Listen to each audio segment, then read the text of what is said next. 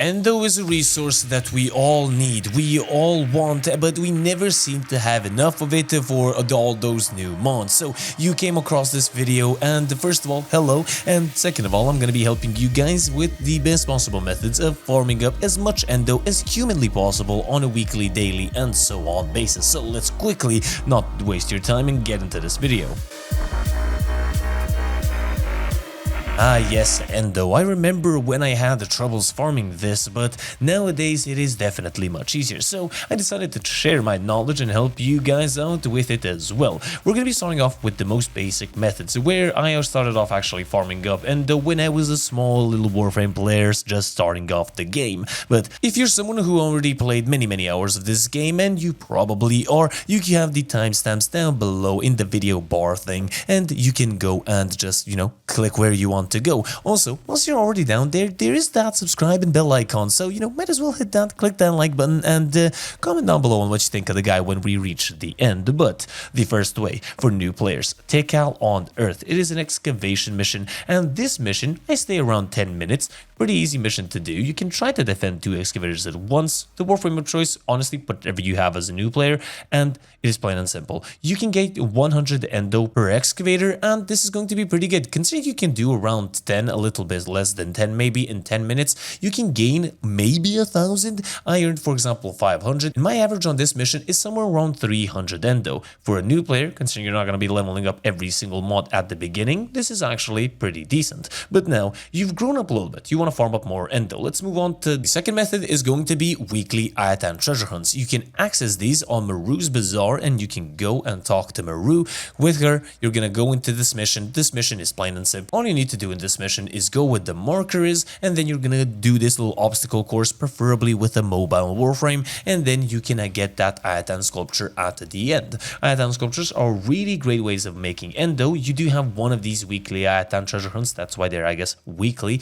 And once you come back to her, you can actually sell the Ayatan sculptures that you earned, keeping in mind that you do want to autofill them with Ayatan stars, which is a completely different story, but always fill them up because that's going to increase their Endo value. Nonetheless, sculptures are, I guess, our second method of farming up Endo. Now, sculptures can be gained in a lot of different ways. You have game modes. You can actually find them randomly in missions, where I actually recommend one thing if you're a higher level player, you're getting yourself the Parallax Orbiter and then using its air support Orkin Eye to find yourself a rare loot. Now, this will find Ayatan sculptures and mark them for you and your team in somewhere a radius of 200 meters. I'm not exactly sure on this, so comment that down below, but this is extremely good. When you're running fast missions, all you need to do is just activate this. You can activate it once per 5 minutes. You can actually gain yourself really good amounts of Ayatan sculptures. As you can see in the background, I'm going to be trading them all to Maru's Bazaar, and that's 35k Endo for randomly farming up those Ayatan sculptures.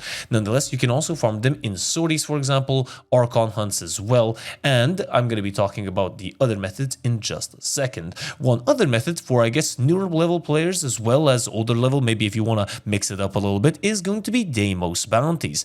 Deimos Bounties are the higher level ones. The 40 to 61 is going to be actually really good. It doesn't take you longer than around 7 minutes, and you can gain around 3k, maybe average 2k Endo here for those 7 minutes, which is pretty decent. Alongside, if you're a new player, you are going to need Deimos resources alongside the mother tokens and many different other things. So I honestly highly recommend you play these Deimos Bounties. Believe it or not, even I actually do sometimes because I get bored. The next ones, it is Arbitrations. Arbitrations is accessed when you complete the base star chart, and then here you can play, for example, I love playing survival missions, but you can choose faster mission types like defense, for example, or even interception, or even, but that is completely up to you. I prefer playing survival because you can get a lot of these drones spawning, and those drones can drop you Vitus Essence, which you can trade if you go to a relay and go to the Arbiters of Hexes. You can trade these for even another Ayatan sculpture or even mods if you want to gain some platinum, for example, instead of the actual Endo. Keeping in mind, every rotation you are going to get scaling Endo. This is what the drop tables look like, and you can actually gain a pretty decent sum of Endo if you stay for a decent amount of time. And I highly recommend you get yourself a mod chance and a mod drop booster here as well. It is going to help you out as well. What's also going to help you out with Endo farming is going to be Vodyanoi on Sedna. Now, this mission is very specific. specific. In my opinion, and I think almost everybody else's who knows this mission, is this is the best and fastest endo farming method. But you have to have a mod chance booster, or at least someone in your squad that does. You can go and get yourself a mod chance booster through, for example, getting it as a drop from the sorties, from the Archon hunts. You can also get it in the weekly calendar of Warframe 1999 or the Hex Syndicate, and you can also get it from Borokatir when he arrives and just gives it to you for a couple of ducats. Because you need a fully dedicated squad for this. This is an arena mission, meaning enemies spawn just, I guess, in a Quake arena type fashion, and the team is comprised of 2 Necroses, which the mod setup can look like this. You can go a little bit more range, but it is not necessary. I pretty much used this and nobody had any issues. You can get yourself a Korra, actually you need to, and this is the core build that I use, keeping in mind Korra's main purpose is put down 2 Strangle Domes and then just keep your team alive with Protective Sling from Vazarin. This is going to give you and your teammates invincibility, which is again gonna keep you alive, because this game mode does have added effects which can influence the gameplay and make it quite difficult to survive. And then the last influential Warframe is going to be Nidus. The Nidus build looks like this, and you are focusing on as much range as possible and as little duration as possible, just to putting enemies inside of that dome. And then the Necroses with the Ripkas, and also this amalgam mod for the Ripkas, giving you extra gore, meaning you have more chances of gaining extra loot in turn endo, and these missions can reward you with around 2.93k endo per 2 minutes. They do average out, so they can go higher or lower, but per hour you can gain around 30,000 endo, even above, just from this mission alone.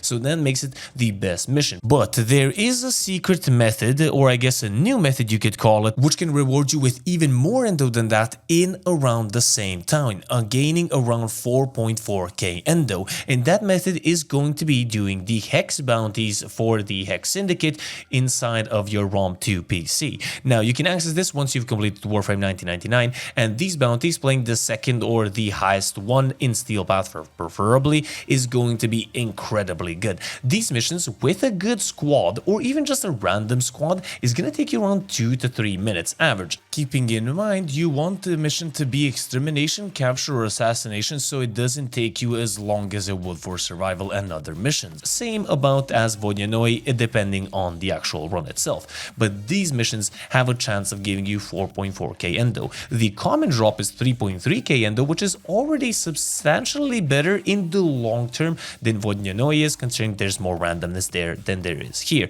But you're not going to gain the 3.3k endo every single time, so that's where Vodyanoi is going to be definitely much better. Nonetheless, this is a cool method of doing it. The second thing that this is going to be incredibly good at is going to be one of our last methods, is going to be selling your duplicate mods. Inside of the Hex missions and inside of Halvania and those tile set, you are going to be gaining a lot of these magnetic mods, and selling all of your duplicate mods can surprisingly give you a lot of endo, so keep that in mind, and that is going to be our special little cherry on top for this video.